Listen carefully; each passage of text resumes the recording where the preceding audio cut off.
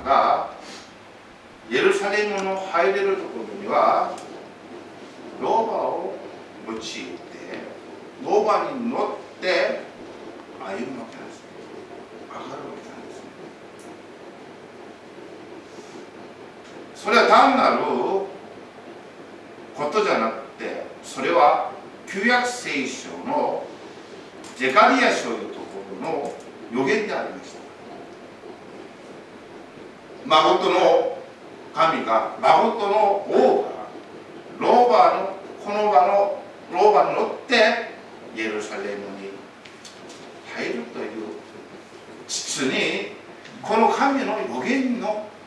成就するところでございます。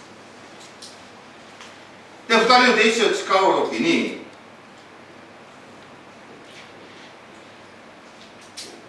イエス様がこうおっしゃるんですね。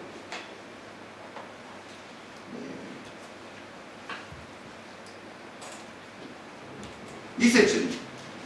向こうの村へ行きなさい。村に入るとすぐ、まだ誰も乗ったことのないロバの子がつないだるに肘がつくでしょうと、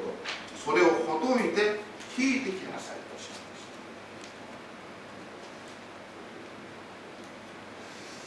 した。このローバというのは誰も乗ったことはない。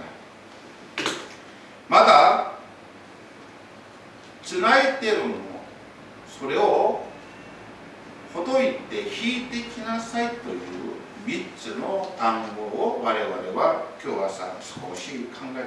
思います。誰も乗ったことのないローバを用意しなさい。それはあるところに紐によってつないでいる。でもその紐をほどいて解いて引いてきなさいと意味ある言葉が記されております。イエス・キリストは誰にも乗ったことがない。これは神ご自身が要求する。我々は乙女マリアから生まれるイエス・キリストを信じております。男を知らない。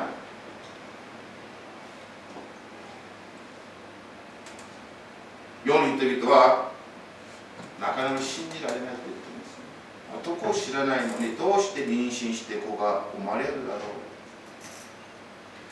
う。でも聖書は一貫してイエス・キリストが乙女マリアから乙女から生まれる。誰も乗ったことがない。つまり傷ついてないものを用意しなさい。神に捧げるものはこのようにローバが誰もが乗ったことがないと意味ある言葉が記されております。まだこのローバはしないでいたと言っています。これもイエス・キリストのメッセージなんです。本当に我々は自由を意志を持って生きる存在なんです。それによって作られました。でもいつかまにか私たちはつながれているんです。いろんなものに、誘惑に、弱さに、人間関係に、もう本当に自分は自由だと思い込んでて、ふっとして自分自身を見たらいつかまにかさまざまなものによってつながれて自由を奪われて、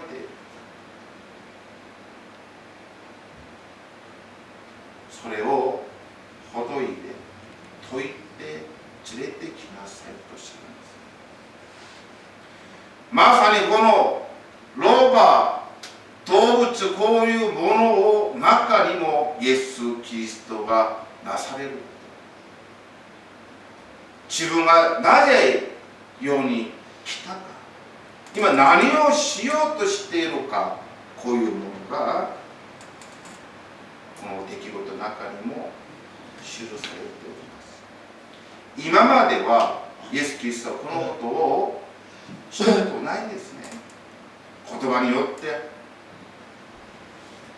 弱い者たち癒したですけども、エルサレムに入られる時にはこの老婆の申しながらつないでいるこの老婆をほどいて私のところに連れてきなさい。まさにイエス・キリストは誰もが乗ったことがない、誰もが理解して知ることができない、こういうご自身が世に生まれ、まだつないでいる何かによって人生悲しんでいる人間というのは、自分が力がある、お金がある、その時は自分はつながれているとあまり気がつかないですね。人間というのは本当に高慢なんですね。でも病気にかかった時、お医者さんによってあなたはがんですよ、半年くらいかもしれませんよ、もうそこを言われて初めて自分が病気につながれている、自分はこの病気から逃れられない、気がつくものなんですね。だから私たちは聖書を通して本当の幸せは何かを知ることだけでも、私は世にあって宝物を得たものの幸せになるはずなんですね。自分自身を不幸にさせられるものが何であるかさえも知っておけば、我々は本当に宝を得たものなんですよ。そのぐらいイエス・キリストによってまだ聖書によって得るものが大きなんです。世の人々がそれを知らないわけです。だからあっち幸せがあると言ったらみんなわっと言って、違うあっちにあると言ったらみんなわっと言って、それでみんなそういうあっち行ったりこっち行ったりで人生終わるのが申し訳ないんですけども、世の人々の生き方です。人生の中で自分が本当にこれによって幸せを得るんだという、本当にそれは頑張って熱心に走ることも立派なんですけども、人間の全てを作るな、この人間の歴史の中で本当の幸せ、どういう生きるべきかが聖書に記されております。イエス・キリストはそのようにつないでいるものを何かによって抑えられて、自分の人生は本当に自分のもので幸せを得る権利がある、幸せになる権利があるというのが神のメッセージなんです。信仰というのは皆さんを束縛するためのものではありません。出会いを来なさいよ、神を信じなさいと私はあまり言わないんです。それは聖書から自分が気づけば、神様は自分の幸せのためにイエス・キリストを与えたことが気づくはずです。それが神のメッセージです。そのつないでいるものをほどいて、真のあなたにされる、それがローマに込められたメッセージであるかもしれません。まだイエス・キリストはまだ他に不思議なことを語っております。彼がなぜこんなことをするのって言われたら、主がおいりなのです、主がお使いなんだよとおっしゃいなさいとおっしゃいました。主がお使いになる。神様が私たちを必要とする。世に人類はたくさん今まで生きてて死んで、今もたくさんの人が世に生きております。偉大な人物は自分に与えられている才能、与えられている賜物を世に貢献した人が尊敬されるんですね。そうでしょう。自分がたくさんの金があるのに自分のだけに使えば、建前としてはあなたは立派ですって言いながら本音はバカだと言われますね。だから自分たちが与えられているもの、知識が与えられているもの、知能が与えられているもの、技術が与えられているもの、そのタラントが才能が与えられているものは本当にどう使うことにするかによってたくさんの人々を生かせることもできるし、自分だけ幸せだろうと思い込んで終わることもしばしばあると思います。神があなたたちを、私たちを必要だと、それが神のメッセージのことです。あなたに与えられているものは全て神が作り、これが我々信仰の出発点なんで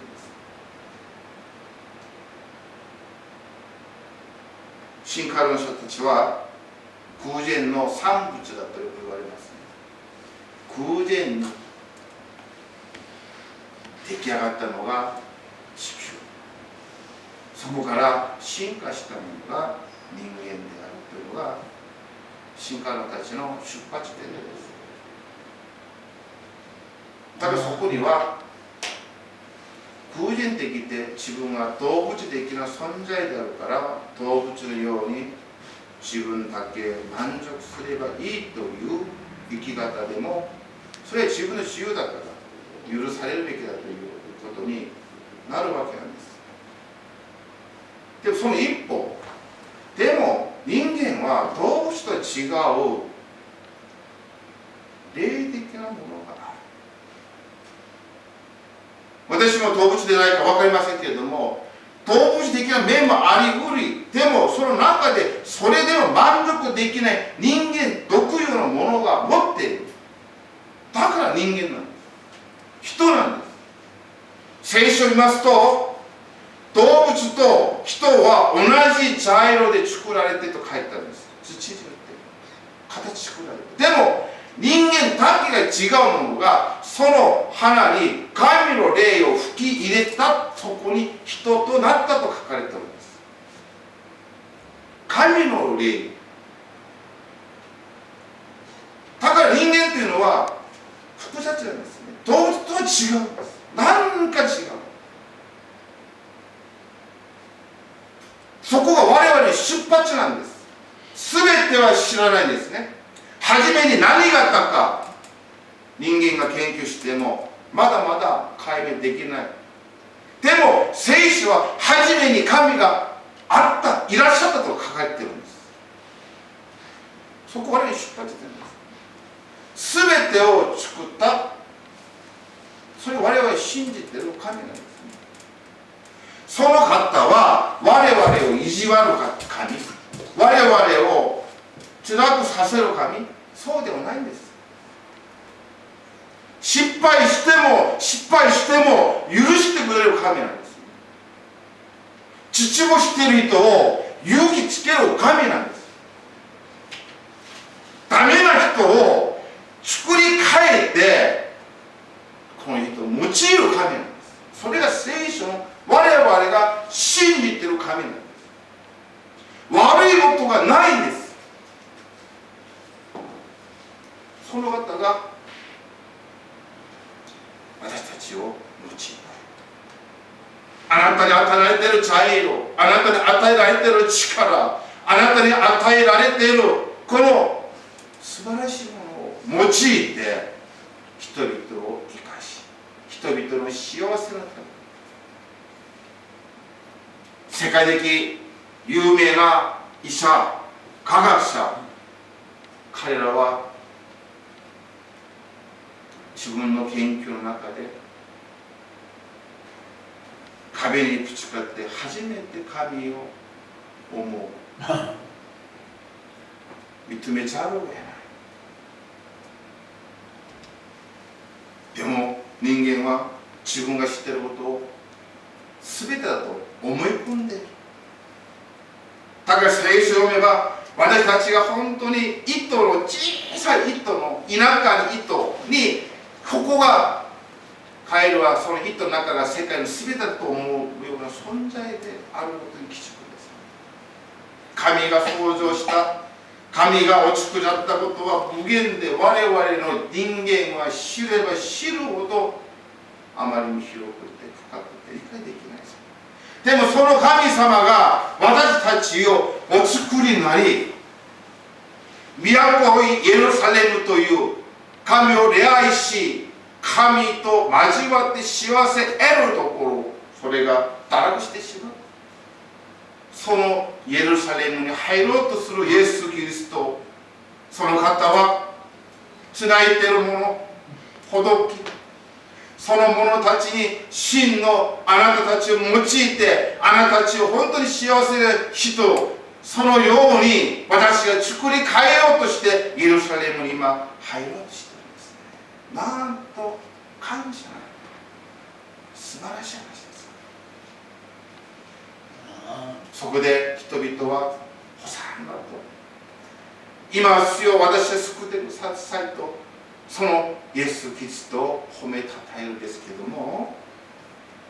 残念ながらこのイエス・キリストが入られたエルサレムは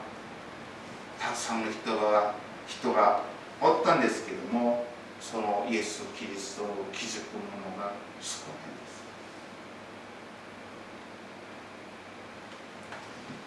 です。少な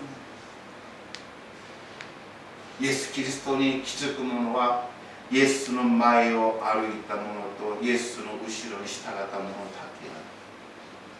真の賛美が捧げられます。今日本にも1億3000万という大きな人口が住んでおります。